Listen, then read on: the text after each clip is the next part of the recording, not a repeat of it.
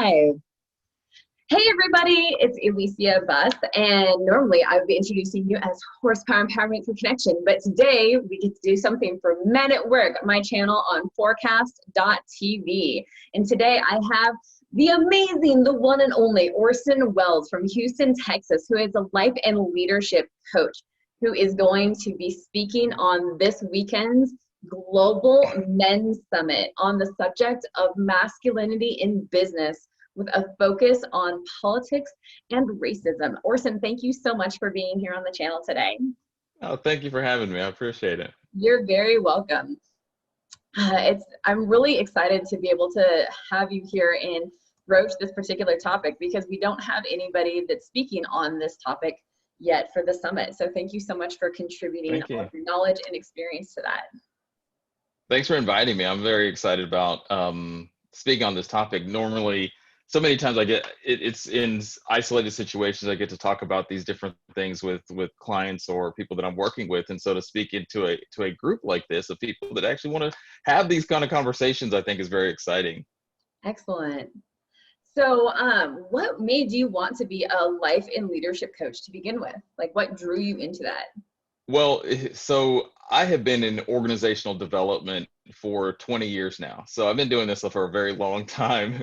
And and that's been my focus a lot, was leadership development and working with leaders. I've helped leaders do a variety of things, growing their organizations, building high performing teams, starting new business units, training, coaching. So I've done a lot of this over the years. And it's one of those things where I didn't necessarily start college and saying, oh, this is what I want to do.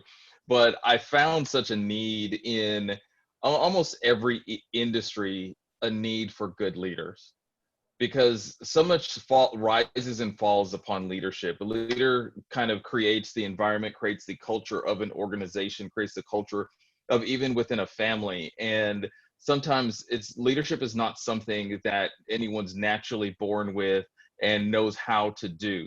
Do we have skills that are more predominantly lead us to being able to lead? Yes, absolutely. Someone's more outspoken, those types of things.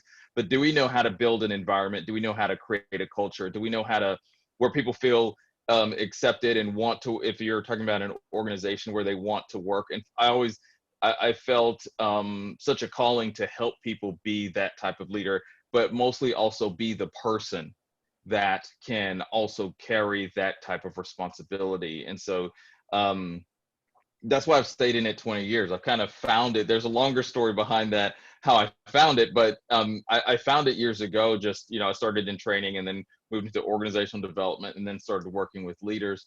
But it's something that I've stuck with because I see the impact that a leader makes on the lives of other people, because those people that follow that leader go home to a family that's impacted by what happened at work that day. Yeah. That's impacted by, all the different things that they go through at work. They take that home.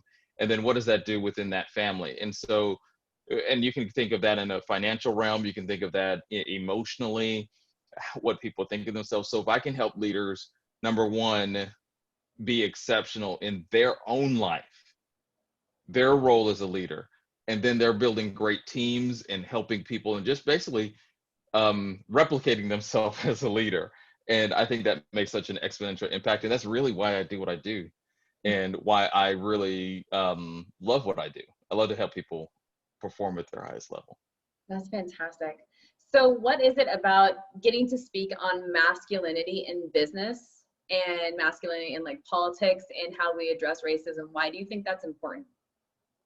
I think because it encompasses so much of what we do. And for me personally, to be quite honest and super transparent with your audience, is that it's not often I get to in an isolated setting get to talk about some of the topics that we'll be addressing, because this event is designed for people that want to have this kind of conversation. Oftentimes if I work with someone individually, and this is if we kind of talk about masculinity and femininity for that aspect, I've had these conversations with men individually and with women individually on how you show up in the workplace. What does that mean? How does that come across? How self-aware are you? And so it's exciting to me to take the opportunity to take some of the lessons that I've learned over the years of working in an environment where we think we're supposed to show up one way in our lives, and and particularly since we're talking about men, we think we're supposed to show up this way, but sometimes that's not what the situation calls for, or sometimes that's not authentically who we are. Yeah. So how can you help someone be more authentic to and closer to who they actually are?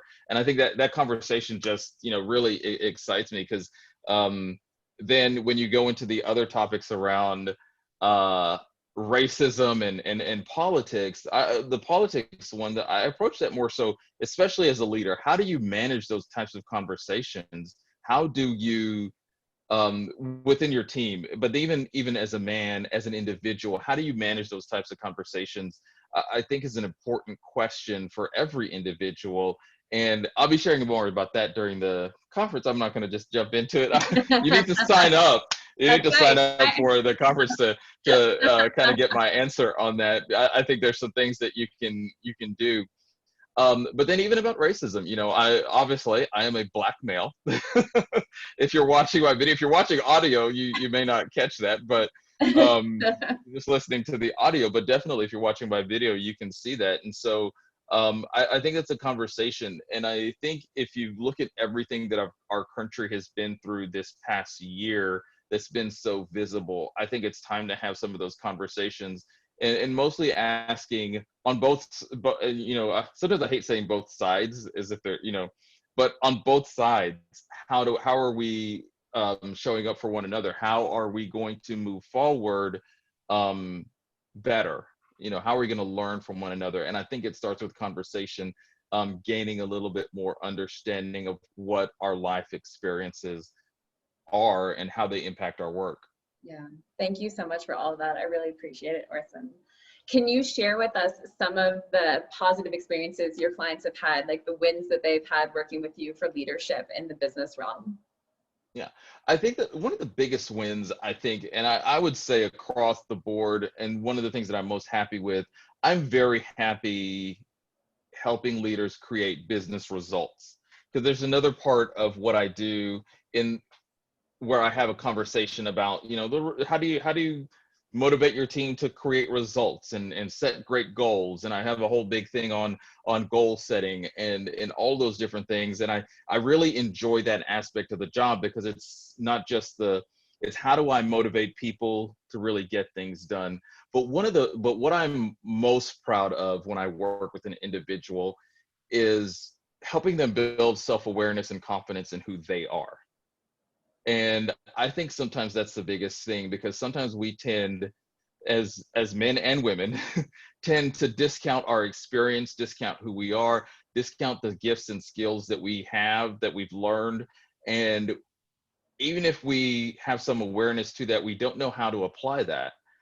The other side of that is, if someone doesn't have self-awareness about how they impact their environment, then helping them realize that, make some adjustments to then impact their team. And that goes back to why I like doing what I do, is because they impact people. So if I can help you be more effective in what you do as an individual, be more confident who you are, then I feel like I'm really doing my job. We'll accomplish all of those other things, but the base of it is helping someone do that. And that's why I go through a process of, with all of my clients, is really thinking about self-awareness first, and thinking about how you're showing up in the environment. I've worked with leaders where they say, I need you to come and help with this individual, but let's talk about it first. And all of those, I need you to come and help with this individual. And I think I've shared this story. I forget if it was on my podcast or somewhere, but I was walking with a leader through their work environment, and they had another leader that we were going to talk about, that they wanted me to work with them to help improve, because they were very argumentative and they were loud in the workplace, in the sense of that they would reprimand their direct reports openly and loudly.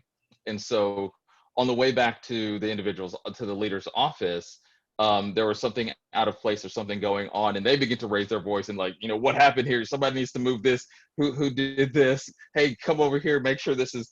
And so by the time we got back to the office, I said, I think I know what your problem is. And then we had a whole discussion about how they were showing it. So it was no longer about the other leader that they wanted me to come and work with. I said, let's think about how you're showing up in the workplace and what example you're setting, because that's making a significant impact on the overall work environment. And so that was kind of that's just an example of those things. But there's other things where, you're really helping someone improve.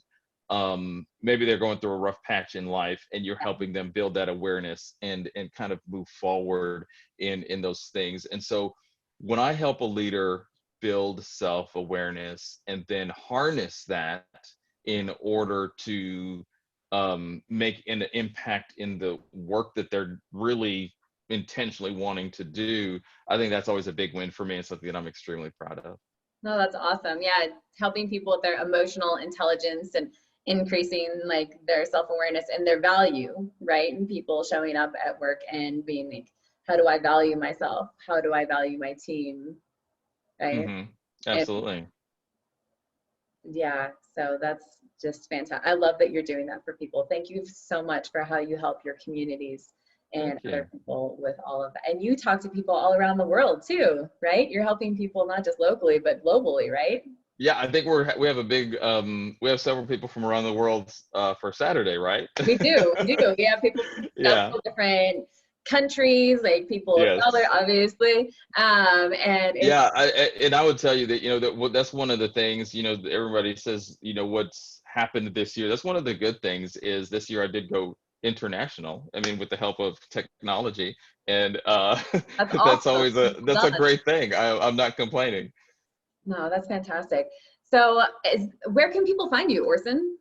Well, you can find me on my website at theorsonwells.com. And then all of my social media handles are Instagram, Facebook is at the Orson Wells. So, and for those of you that don't know, Orson Welles is a famous actor. So I had to throw that "the" on the front of it. So, so you can find me if you're looking for me. It's theorsonwells.com and at the Orson Wells. So.